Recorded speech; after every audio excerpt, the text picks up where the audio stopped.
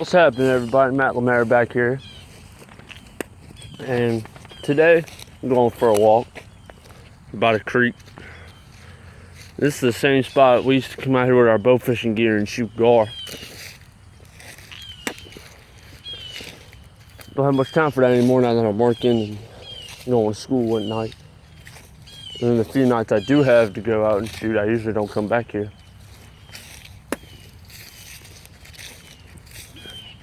Go out to a certain spot and around the house, go shoot.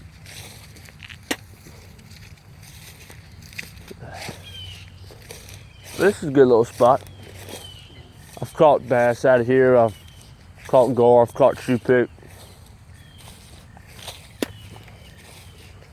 And that's what I kind of wanted to talk to y'all today about. Little honey holes like these.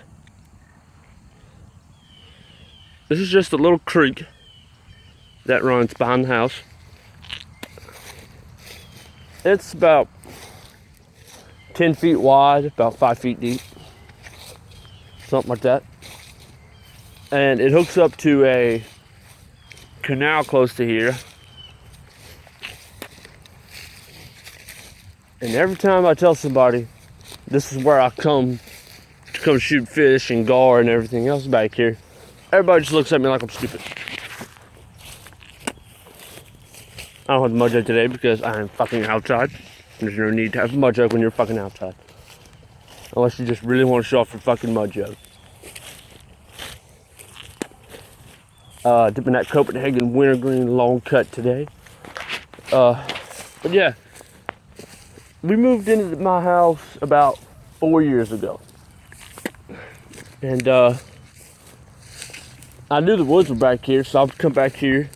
Well, the first day we moved back here, I came back here with my bow, because I was going to come back here and I was going to shoot some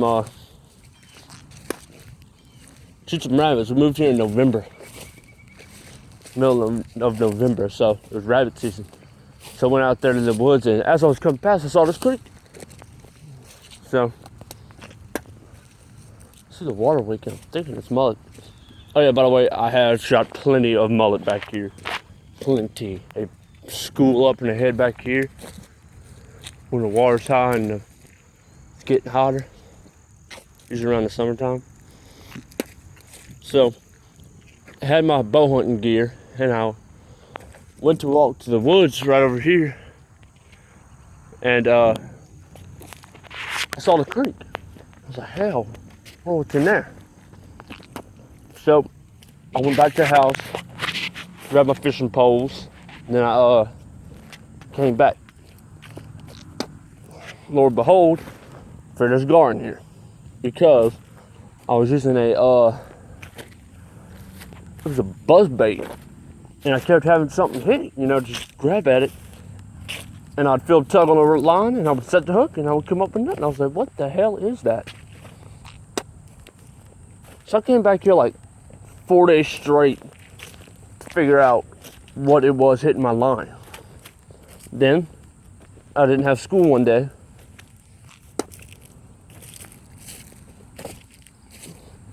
Can't remember if it was a Saturday or we had a holiday or whatever.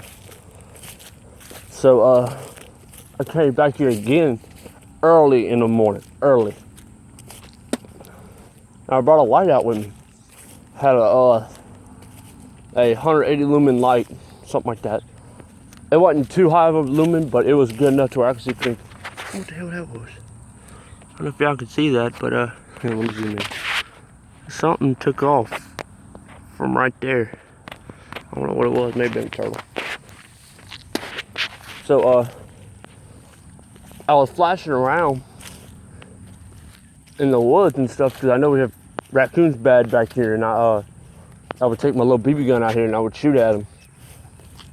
So I had my BB gun, had my fishing rod. Well, I shined in the water, and Lord behold, I see about a 1.5 foot, 2.5 foot 2 foot garfish.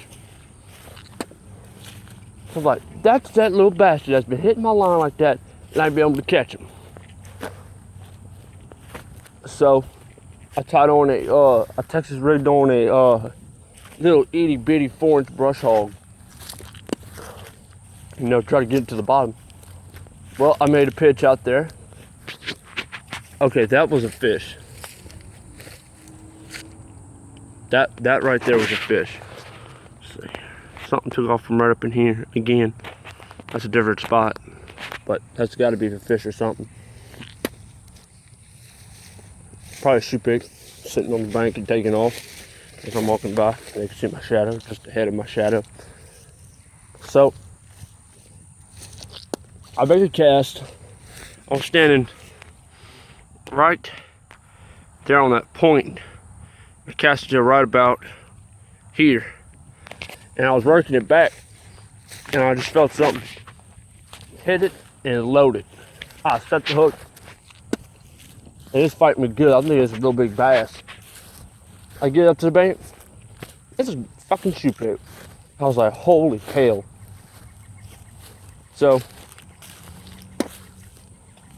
I didn't have school the next morning. Yeah, it was a Saturday I came out here. Saturday morning I came out, so I was gonna come out Saturday night with bow fishing stuff. And all I had was an old bow I bought off of eBay for like 20 bucks. And an AMS reel that one of my uncles gave me or something like that. I can't remember what exactly it was. I know it was AMS. So I came back here with the light. I attached it to my bow using a piece of PVC pipe. Just screwed it into the rise, into the stabilizer port. And I hooked my light up to it. Well, once I got the light hooked up, came out here that night, I think I shot like 4 guard at shoe pick. And then I shot for about an hour and a half, something like that. And then this is another good spot right here. I used to catch bass right here all the time. This little slough that comes back here, I'd sit right about here, and I'd cast across right about here. And I'd work it back, and I used to get hits all up in here. So I fished the following morning. Once again, I tied on a buzzbait. This time I had my cousin Glenn with me. Oh, that's so cute. Neighbor's dog right there. So we came out here with buzzbaits, and we caught shoe pick after shoe pick after shoe pick. Then we did that for a while. Moral of the story is, don't think just because it's a little secluded place like this that you're not going to catch fish. If you see a spot, pull it up on Google's maps. If it's a pond, it might have fish in there. Go ahead and fish it. But if it's like a little, most people call it a ditch. But if it's a little creek like this or a ditch, see where it connects.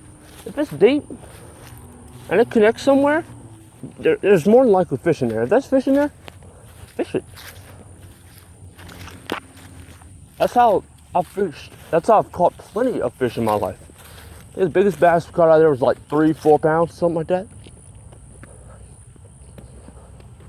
Anyway, I gotta roll. We're going to my mom's birthday dinner tonight. So catch you motherfuckers later.